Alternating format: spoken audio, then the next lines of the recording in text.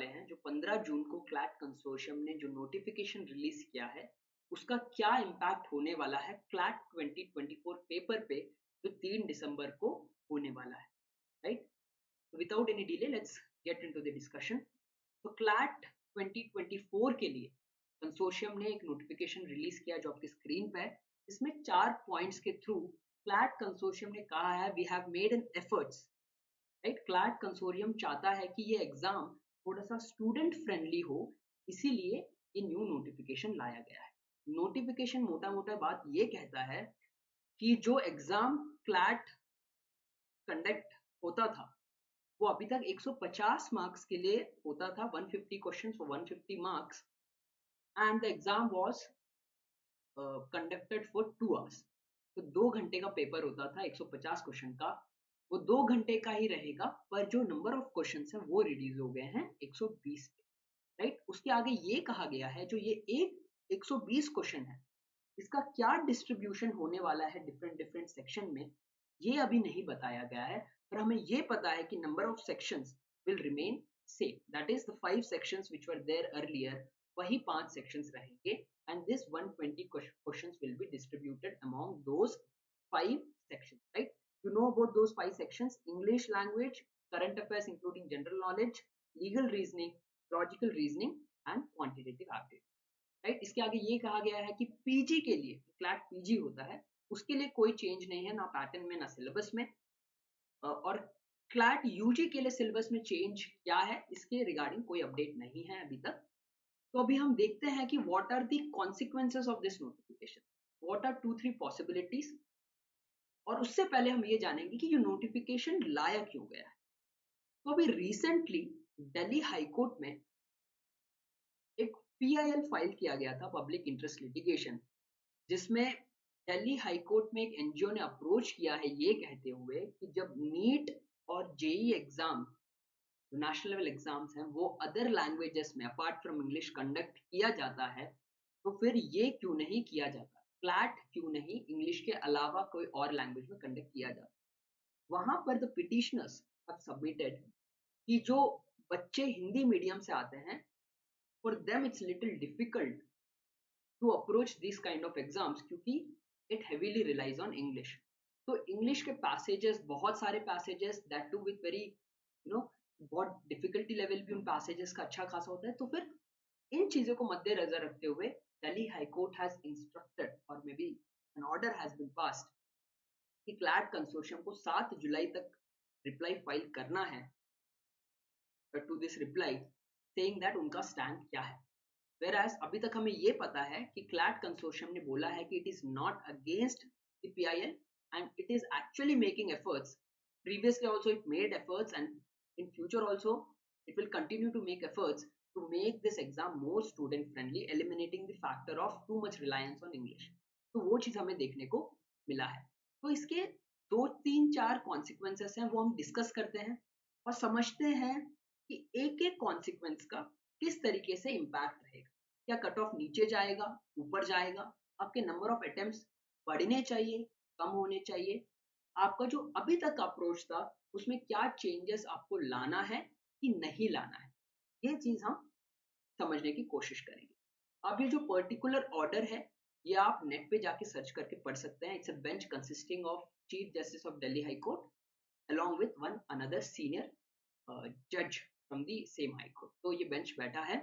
तो 7 जुलाई को हमें ये रिस्पॉन्स देखने को मिलेगा क्लैट कंसोर्शियम। तो अभी ये नोटिफिकेशन के जो कंटेंट है वो ये बोलता है कि the number of questions have been reduced from 150 to 120 whereas the time limit will be same, that is 2 hours, right? So 30 questions have been reduced. Section wise split क्या रहेगा इन 120 क्वेश्चंस का ये अभी हमें नहीं पता। जैसे कि अभी हमें पता है कि legal reasoning has 40 marks, right? So if you take out the proportion, क्या उसी प्रोपोर्शन में रहेगा कि नहीं रहेगा ये अभी नहीं पता है, but we will discuss all the consequences. रहेगा तो आपका अप्रोच क्या होना चाहिए, नहीं रहेगा तो क्या अप्रोच होना चाहिए, अटेम्प्ट्स के प्रति आपका क्या रवैया रहना चाहिए इस पूरे लर्निंग प्रोसेस में। तो लेट्स अंडरस्टैंड कि सेक्शंस तो हमारे, जैसे मैंने आपको कहा कि सेक्शंस तो चेंज नहीं हुए हैं, सेक्शंस वही 5 रहेंगे, शुरुआत से ही सेक्शंस यही रहे हैं। इनफैक्ट जो पैसेज बेस्ड में चेंज हुआ है एग्जाम, पहले जो क्लैट एग्जाम था जो जनरल नॉलेज, लीगल नॉलेज पर रिलाई करता था, जब वो चेंज हुआ तभी भी हमने यही सेक्शन सीखे, तो इस साल भी there won't be any change in section. अगर हम कॉन्सिक्वेंसेस की बात करें तो इस नोटिफिकेशन को हम 3 तरीके से पढ़ सकते हैं। पहला ये कि जो क्वेश्चंस रिड्यूस हुए हैं, 30 क्वेश्चन जो घटे हैं, 150 के जगह जो 120 क्वेश्चन हुए हैं, वो किस तरीके से पेपर में आएंगे, वो रिडक्शन कैसे आएगा। क्या कुछ पैसेजेस को कट शॉर्ट किया जाएगा, क्या पैसेजेस उतने ही रहेंगे, पर जो एक पैसेज से 5-5 क्वेश्चन पूछे जा रहे थे, क्या वो अब 3 या 4 पूछे जाएंगे, तो उस तरीके से क्या क्या चेंजेस रह सकते हैं। तो हमारे पास पैसेजेस और क्वेश्चंस के रिगार्डिंग दो एस्पेक्ट्स हैं। पहला एस्पेक्ट है कि पैसेजेस जो है, नंबर ऑफ पैसेजेस वो कम हो गए। तो इंस्टेड ऑफ जैसे लीगल में we usually see 8 passages with 5 questions, that make it 8 5s of 40 questions, right? तो हमें ये जो जो क्वेश्चंस कम हुए हैं, ये हमें इस तरीके से देखने को मिल सकते हैं कि 2-3 पैसेजेस उन्होंने काट दिया, तो 2 पैसेज रिड्यूस कर दिए, तो the legal section will be for 30 marks, right? तो ये मैं एग्जाम्पल के तौर पे बोल रहा हूँ, नॉट येट क्लियर कितना रहेगा एग्जैक्टली, बट मैं बताना चाहता हूँ कि आपका अप्रोच क्या रहना चाहिए। What is the dynamic approach that you have to keep tracking throughout this journey? तो अगर पैसेजेस कट शॉर्ट होते हैं तो आपका अप्रोच क्या होना चाहिए। अगर रिडक्शन इन क्वेश्चंस होते हैं कि पैसेजेस सेम है, वही 8 पैसेज हैं लीगल में, पर एक पैसेज से 5 की जगह 4 ही क्वेश्चन पूछे जा रहे हैं, इस तरीके से नंबर ऑफ क्वेश्चंस कम होंगे पर पैसेजेस सेम रहेंगे, राइट? और मीडियम ऑफ एग्जामिनेशन क्या होने वाला है। Earlier it used to be conducted in, right, online mode, or you had to go to the exam center where computer based exam was conducted, पर अब pen paper test हो गया है, OMR sheet वाला। तो क्या एग्जामिनेशन मोड में कोई चेंज रहेगा, इसके रिगार्डिंग भी हम बात।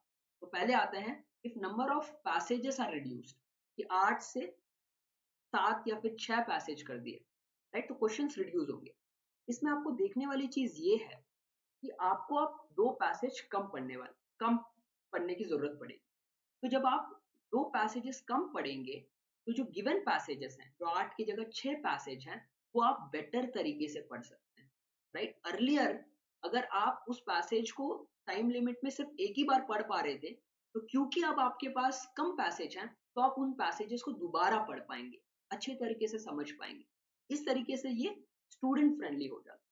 तो ये एक तरीका है। अगर ये होता है, अगर number of passages cut short होते हैं, पैसेजेस कम होते हैं, तो इम्पैक्ट ये होने वाला है कि कट ऑफ इंक्रीज होगा, राइट? एक्यूरेसी बढ़ेगा स्टूडेंट्स का, वो पैसेज को बेटर अंडरस्टैंड कर पाएंगे और कट ऑफ बढ़ेगा।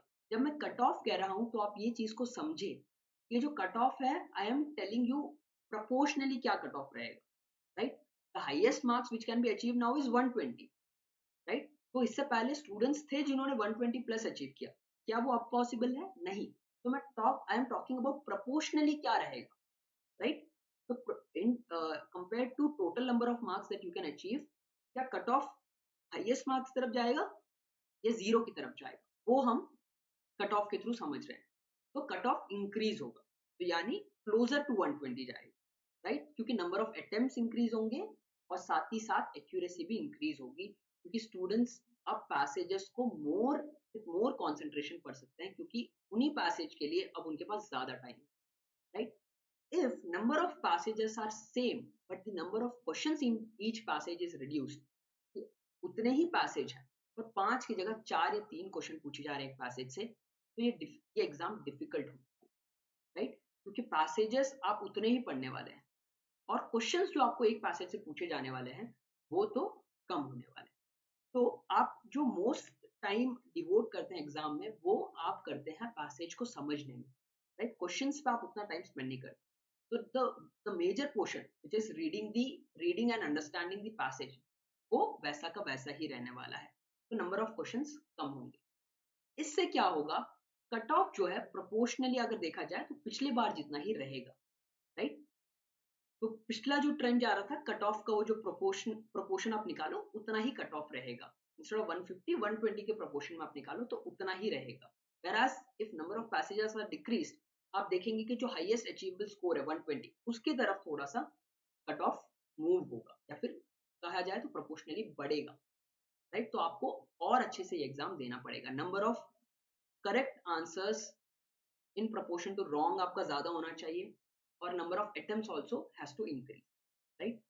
Now let's try to understand. अब तक आप बहुत सारे mocks दे रहे हैं, right? तो अभ्यास also the mocks which were conducted previously, we have been keeping track of all the information. तो आप जब पोर्टल पे जाके देखते हैं अभ्यास के कि आपके नंबर ऑफ अटेम्प्ट्स क्या रहे हैं और जो एनालिसिस आपको टीचर्स देते हैं, यहाँ पर फैकल्टी देता है कि आपका अटेम्प्ट्स किस तरीके से जाना चाहिए, उसमें क्या चेंज रहना चाहिए। तो आपकी स्ट्रैटेजी अभी ये रहनी चाहिए, क्योंकि आप 2 घंटे में ज़्यादा पैसेजेस कर रहे थे, right? The best that can happen is passage reduce हुआ, या फिर तो worst can be the passages are same. Passages बढ़ने तो नहीं वाले हैं, तो आपका स्पीड इस वक्त तो ऐसा हो चुका है कि आप अगर सोचो 8 passages are the maximum that can come from legal, उससे ज्यादा तो नहीं होगा, उससे कम ही होगा। तो आप अगर 8 कर पा रहे थे अब तक, तो 6 करना तो आपके लिए इजी होगा, बट 8 करना आपके लिए उतना ही रहेगा। तो आई एम एक्सपेक्टिंग दैट आपका अटेम्प्टिंग रेंज थोड़ा थोड़ा बढ़ना ही चाहिए। अगर आप अभी तक 150 वाले पेपर में 100 से ज्यादा अटेम्प्ट कर रहे थे, you should maintain this attempting skill. आपको 100 से ज्यादा ही you should keep on attempt, right? If you were attempting 90 to 100, try for 100 plus, क्योंकि आप थोड़ा सा ये एग्जाम और ज्यादा कॉम्पिटेटिव होने वाला है, क्योंकि as CLAT consortium has said, ये स्टूडेंट फ्रेंडली हो गया, मतलब more number of students will get into this, the competition level will increase, right? अगर आपका 70 to 90 attempting range है तो increase it to 90 plus. अगर आपका 70 से लेस है, make sure that by the end of this season, which is before the CLAT 2024 paper, you reach the attempting scale of 80 plus. अगर आपको अच्छे NLU में जाना है, right? तो ये सारे एस्पेक्ट्स रहेंगे इस नोटिफिकेशन के प्रति। वी एट अभ्यास आर ऑल्सो ट्रैकिंग की क्या आगे चेंजेस आने वाले हैं। जैसे ही कोई भी न्यू चेंज आता है, we will inform our students, both physically और ऑनलाइन भी हम लोग इंस्ट्रक्ट करेंगे कि क्या चेंजेस के लिए क्या स्ट्रैटेजी हमें फॉलो करना है। बट एज ऑफ नाउ हमारे पास जो डिटेल है उससे हमें ये समझ में आता है कि आपको अटेम्प्ट्स के प्रति थोड़ा सा you have to be more you have to be serious with your number of attempts. You have to track your number of attempts in each mock. You can go to the Abhyas portal, analyze the mock, which I usually say ki if you analyze your mock better, your performance will increase. It's not about subject. Sometimes mock का relevance ही आता है, आप जो है उसके analysis को अच्छे से करें, right? उस point से ही relevance आता है, right? तो आज की वीडियो में इतना ही। I wish you all the best.